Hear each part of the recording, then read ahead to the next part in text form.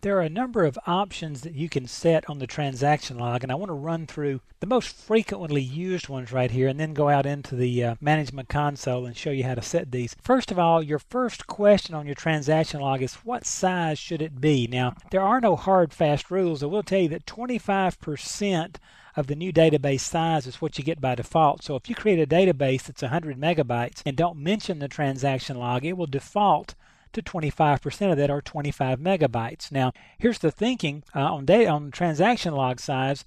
If you know that this is going to be a highly updated database, you probably want to go ahead and make the transaction log a little larger so that it doesn't have to grow so much. However, if you're building a database that's not going to be manipulated very much, like data warehousing situations, there's just no point in having a large transaction log out there. You can set the thing at 1% or 2%, 5%, whatever. So keep that in mind. If you ever take the certification exam, watch those scenarios on questions.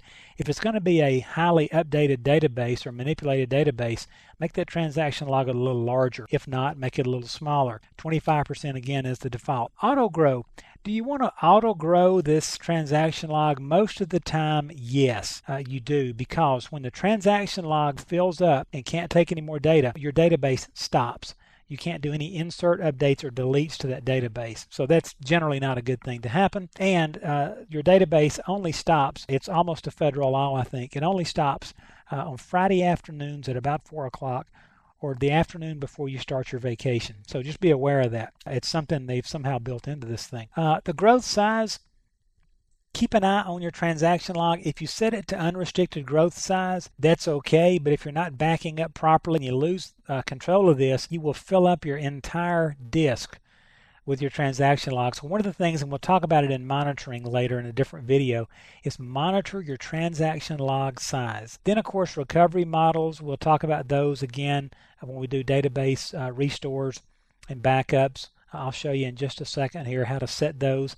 And then the last one, watch for those implicit transactions. For the most part, you're safe here. Insert updates and deletes are implicit transactions. They begin and commit automatically. However, there is a set implicit transaction setting that can be made per connection. If this is turned on, then you will have to begin and commit a transaction. What happens if this is turned on and you don't know it?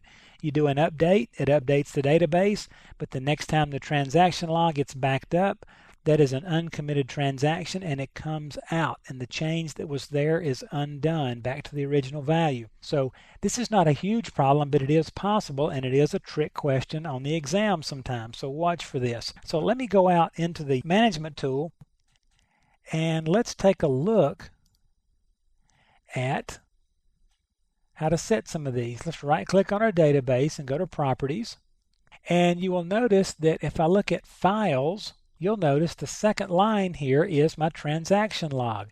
So I can set auto growth on my transaction log by percentage or megabytes, whichever I would like, and I can restrict the file growth, and here they've set it to 2 gig, or I can do an unrestricted file growth, whatever you would like. Just make sure you set that. Then we've already talked about the location on the transaction log. And then let me show you how to set that recovery model. You've seen it before already in the course, but it really is in a weird place. You have to go to options on the database properties. Now I right clicked on the database to get here and opened options.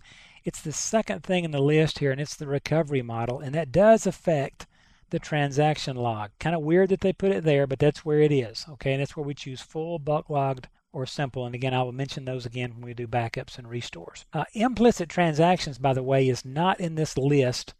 It shouldn't be changed. The real problem with it is that when ANSI standards are set on or off, this will come into play there. And I would suggest you go out into documentation and look at set ANSI and look at the various settings that can be done there. Because when you set some of the ANSI settings, you're setting a whole family of settings, and implicit transaction falls into some of those, and it can surprise you. So anyway, just be aware of that. Those are some of the options that you need to decide and deal with on your transaction log implementation.